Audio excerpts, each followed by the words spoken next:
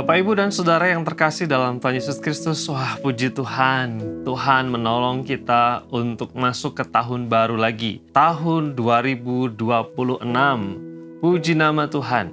Saya berdoa kiranya jemaat diberikan semangat, sukacita, bahkan sebagai harapan kita bersama, tahun ini menjadi tahun yang lebih baik daripada tahun yang kemarin.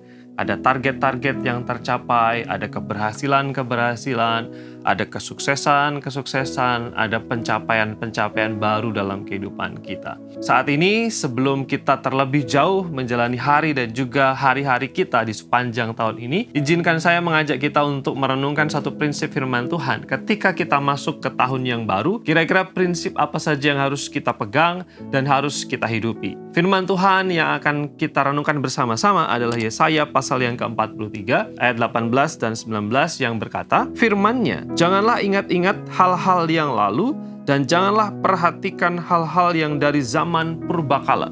Lihat, aku hendak membuat sesuatu yang baru, yang sekarang sudah tumbuh.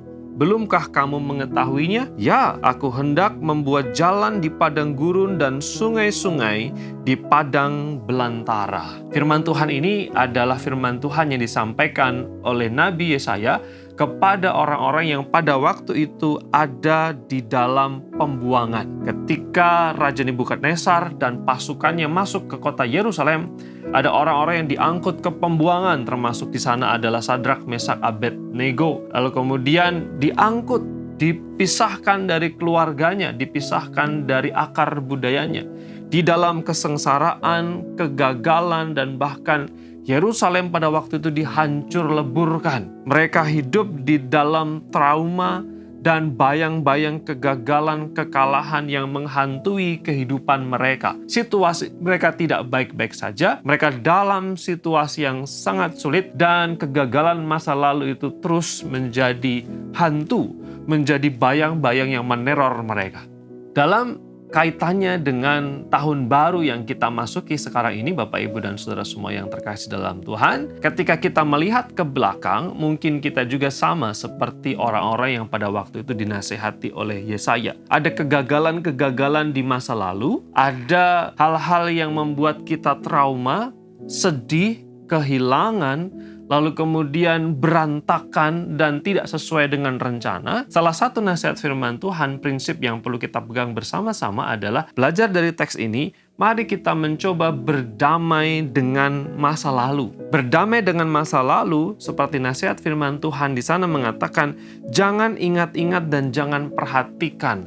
Maksudnya adalah berarti kita mari tidak terus terhantui, lalu kemudian terintimidasi dengan kegagalan-kegagalan kita dan pengalaman-pengalaman buruk di masa lalu. Berdamai, meyakini dan mengakui bahwa pengalaman itu pernah kita alami, tapi jangan sampai membuat kita lemah lalu kemudian kita tidak berani maju. Lalu kemudian juga nasihat firman Tuhan, jangan perhatikan hal-hal yang dari zaman purbakala. Jangan sampai fokus kita hanya di belakang terus, hanya ke belakang terus. Saya dulu gagal, saya manusia gagal, saya manusia lemah, saya manusia yang pernah kalah dan lain sebagainya. Tapi kita diajak untuk berdamai dengan masa lalu.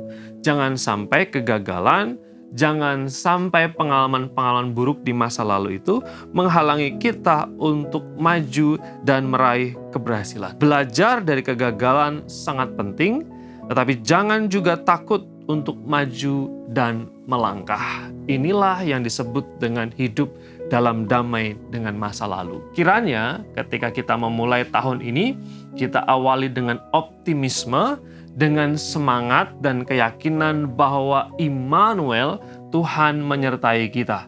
Pengalaman masa lalu kita, biarlah kita serahkan kepada Tuhan. Tugas kita adalah sekarang kita menatap masa depan dengan penuh semangat, penuh perjuangan, dan optimisme.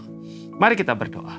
Kami bersyukur untuk tahun baru ini. Ini hari kedua, biarlah berkat-Mu, anugerah-Mu, rahmat-Mu atas setiap jemaat semua, dalam setiap rencana, pemikiran, dan juga berbagai macam hal yang rindu kami kerjakan. Lebih daripada itu kami berserah kepada-Mu ya Tuhan. Berkat anugerah Tuhan, kami minta supaya terus ada di tengah-tengah kami semua. Dalam nama Yesus kami berdoa.